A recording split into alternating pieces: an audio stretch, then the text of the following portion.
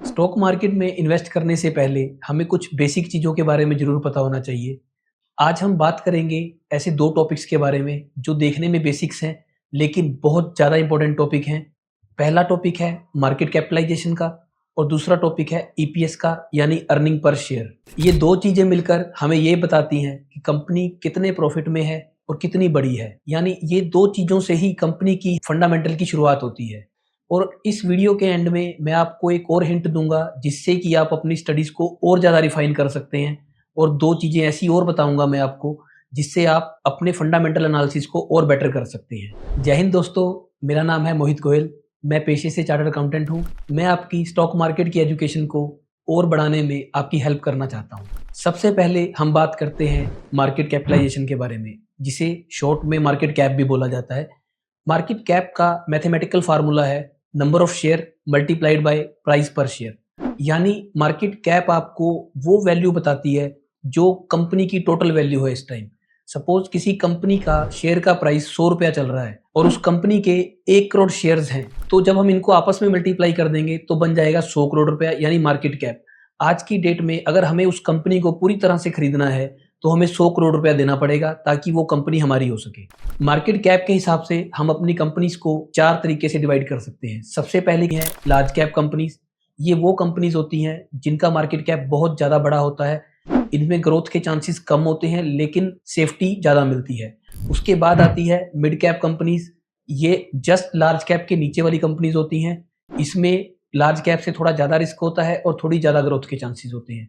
उसके बाद आती हैं स्मॉल कैप कंपनीज। ये मिड कैप कंपनीज के नीचे होती हैं। इसमें भी मिड कैप कंपनी से ज़्यादा रिस्क होता है और ग्रोथ भी ज़्यादा चांस होते हैं। इसके बाद आती है माइक्रो कैप कंपनीज। ये कंपनी स्मॉल कैप कंपनी से भी छोटी कंपनीज होती हैं और इसमें जो रिस्क है बहुत ज़्यादा हाई होता है। इसमें जो ग्रोथ के चांस हैं वो भी बहुत ज़्यादा हाई होते हैं, लेकिन इन कंपनीज में इन्वेस्ट करने के लिए बहुत ज़्यादा डीप नॉलेज और बहुत ज़्यादा फंडामेंटल की स्टडी चाहिए। लेकिन दोस्तों, बड़ा मार्केट कैप होना ही हमेशा अच्छा नहीं होता। मार्केट कैप से कंपनी का साइज दिखता है लेकिन उसकी ग्रोथ के पोटेंशियल और उसकी प्रॉफिटेबिलिटी नहीं। आइए बात करते हैं आज के दूसरे टॉपिक की, ईपीएस की, यानी earning per share.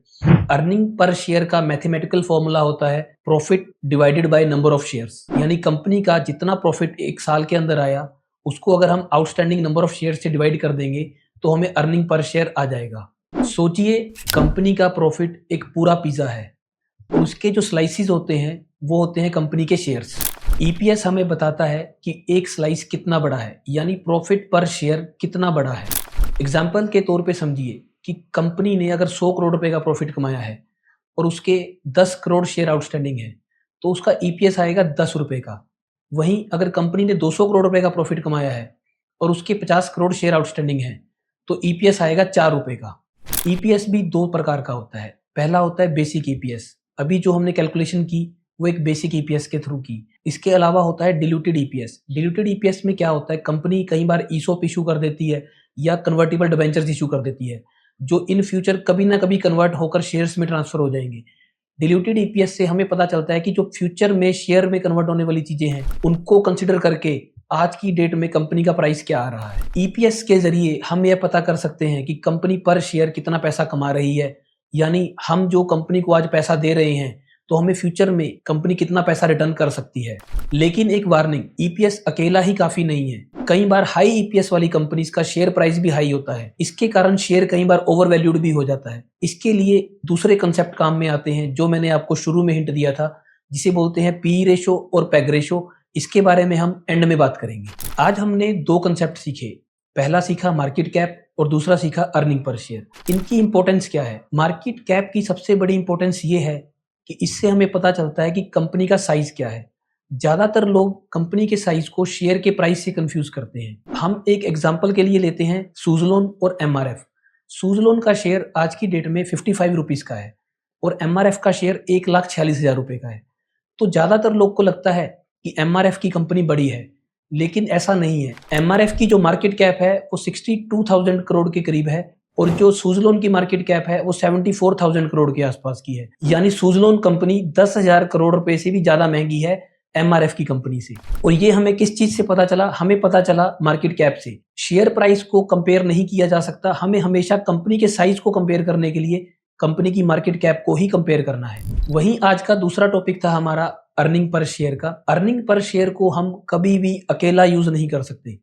Earning per share हमें बताती है कि कंपनी ने पर शेयर कितना प्रॉफिट अर्न किया, लेकिन हम इसको कभी भी अकेले यूज नहीं कर सकते। अर्निंग पर शेयर का सबसे बड़ा बेनिफिट ये है कि हमें ये पी रेशो निकालने के काम आता है। पी रेशो यानी प्राइस टू अर्निंग रेशो, और इसके अलावा इसके एडवांस वर्जन है पेग रेशो यानी पी टू ग्रोथ रेशो, जिसमें ग्रोथ भी कंसिडर की जाती है। अर्निंग पर शेयर का सबसे बड़ा यूज पी रेशो और पेग रेशो को निकालने में यूज किया जाता है, ताकि हमें पता चले कंपनी की वैल्यूएशन कम है या कंपनी की वैल्यूएशन ज़्यादा है। जैसा कि मैंने आपको शुरू में बोला था कि मैं आपको एक ऐसी चीज़ और बताऊंगा जिससे कि आपके फंडामेंटल एनालिसिस का और ज़्यादा इंप्रूवमेंट हो जाएगा। वही चीज़ें अभी मैंने डिस्कस की हैं, वो है पी रेशो और पेग रेशो।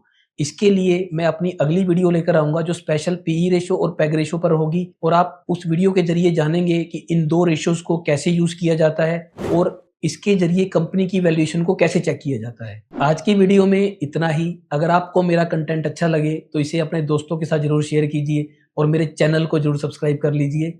जय हिंद।